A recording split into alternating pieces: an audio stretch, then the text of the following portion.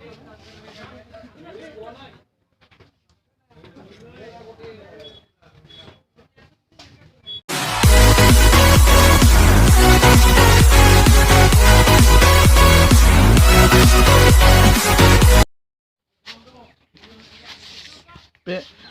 खावब्ला बे बाथौ आश्रम होननाय स्कुल खाथियाव नामा नोंसोरनिया?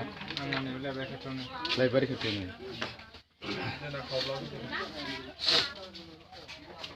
हेलौ फ्रेन्ड्स, सोरबा खानाय बोजानो गोसो दंबा नै बिथांनि दखानाव फैनानै खानाय बोजाफैनो हागोन।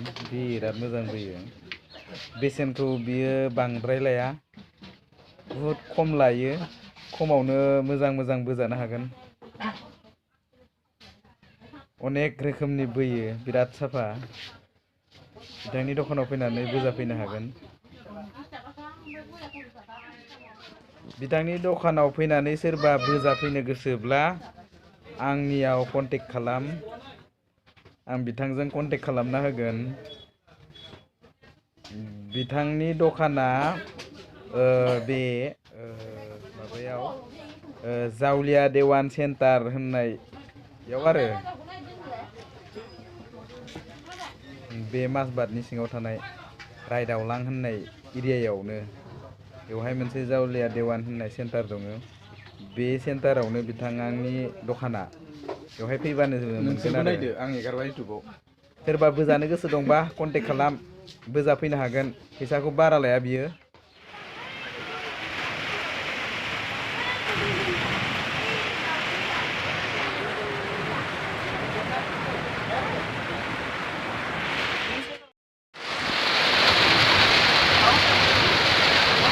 नोगोद अखा हाबाय नै। खानाय बोजोबबाय थानायावनो अखा हासोबाय।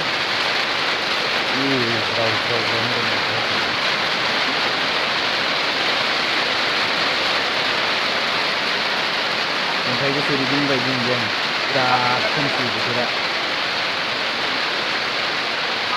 आंबो खानाय बोजानो फैदोंमोन, मानसि अफारथार, नै गुबुनखौ बोग्रोदों। दा बिनि उनाव बोजानोसै आं दसे उनाव। बिराद कास्टमार, नेलायनांगौ। बाजारबाथ' बा बुंनोनो नांला, बिराद मानसि।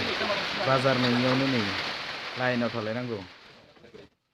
बिराद मानसि। बे बोनायावल'सो लगायबाय थानांगौ नङा?